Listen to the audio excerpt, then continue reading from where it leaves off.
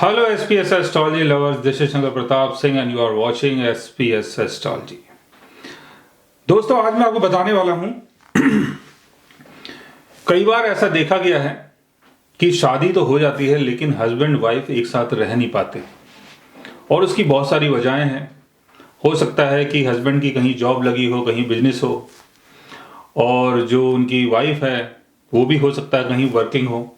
Condition ऐसी हो कि हस्बैंड अपने घर से कहीं दूर जाके काम करे और उसकी वाइफ जो है वो अपने घर से कहीं दूर जाके काम करे, यानी दोनों के चार्ट में ऐसा योग बन जाता है कि कई बार साथ तो हैं लेकिन साथ रह नहीं पाते हैं, यानी शादी तो हो गई है लेकिन साथ में रहने का योग नहीं बनता है। तो समझते हैं इस योग को। इसके लिए आपको D9 चार्ट को भी देखना बहुत जरूरी है। लगन चार्ट, मून चार्ट, चलित चार्ट को तो देखना ही है लेकिन D9 चार्ट को भी देखना बहुत जरूरी है, बिकॉज D9 चार्ट का संबंध हमारी शादीशुदा लाइफ से होता है। तो चलते हैं बोर्ड की तरफ।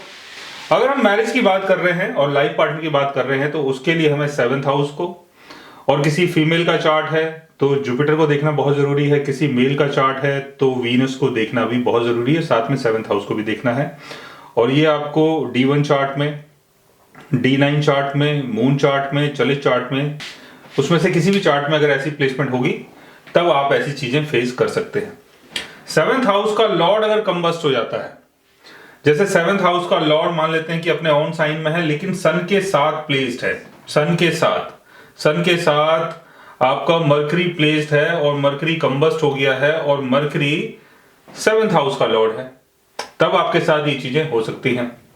7th हाउस का लॉर्ड कंबस्ट अगर 7th हाउस में है तब भी होगा, और अगर कहीं भी अगर कंबस्ट होता जाके, जैसे मरकरी आपका 10th हाउस में है या आपका 3rd हाउस में है, सन के साथ प्लेस्ड है, कंबस्ट हो गया है, तो आपका ऐसा योग बनता है कि शादी तो होगी लेकिन हस्बैंड जो है वो आपसे दूर रहेंगे या वाइफ जो है वो आपसे दूर रहेंगी। 7th हाउस का लॉर्ड अगर 6th हाउस में होता है तो ये अपने से 12th में जाके बैठा हुआ है। 6th हाउस यानी जॉब के चक्कर में, काम के चक्कर में, डेली के वर्क के चक्कर में हस्बैंड से या वाइफ से सेपरेशन, यानी जो लाइफ पार्टनर है उससे सेपरेशन और दूरियां। 7th हाउस का लॉर्ड अगर 12th हाउस में होता है तो 12th हाउस जो है वो आइसोलेशन का हाउस है। दूसरा 12th हाउस का संबंध फॉरेन सेटलमेंट से भी है और कहीं दूर की जो आप यात्रा करते हैं उन सब चीजों का संबंध 12th हाउस से। तो 7th हाउस का लॉर्ड अगर 12th हाउस में होगा या 12th हाउस का लॉर्ड अगर 7th हाउस में होगा तब भी आपके साथ ये चीजें हो सकती है। 7th हाउस का लॉर्ड अगर 8th हाउस में होता है, 8th हाउस का लॉर्ड अगर 7th हाउस में होता है तब भी आपके साथ ये चीजें हो सकती है, बिकॉज 8th हाउस जो है वो सिग्निफाई करता है सीक्रेसी को, जो भी सीक्रेट चीजें हैं।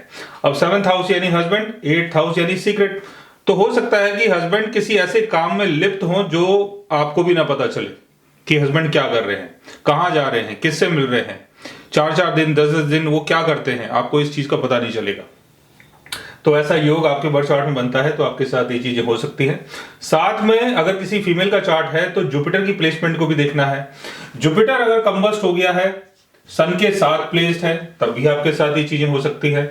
जुपिटर अगर आपका 12th हाउस में है, यहां पर प्लेस्ड है या यहां पर प्लेस्ड है, तब भी आपके साथ ये चीजें हो सकती है। जुपिटर अगर केतु के साथ प्लेस्ड है या राहु के साथ प्लेस्ड है या शनि के साथ प्लेस्ड है आपके बर्थ चार्ट में, तब भी आपके साथ ये चीजें हो सकती हैं।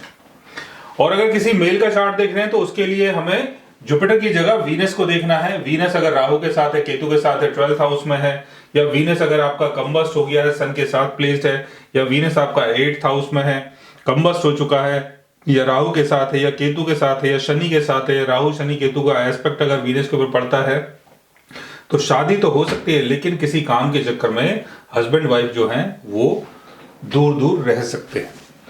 सो गाइस, आज मैंने आपको बताया एक ऐसे योग के बारे में जिसमें आप ये देख रहे हैं कि शादी तो हो जाती है लेकिन कई बार हस्बैंड वाइफ को दूर रहना पड़ता है। तो अगर आप भी जानना चाहते हैं किसी ऐसे योग के बारे में तो उसके लिए आप हमारे चैनल को सब्सक्राइब कर सकते हैं।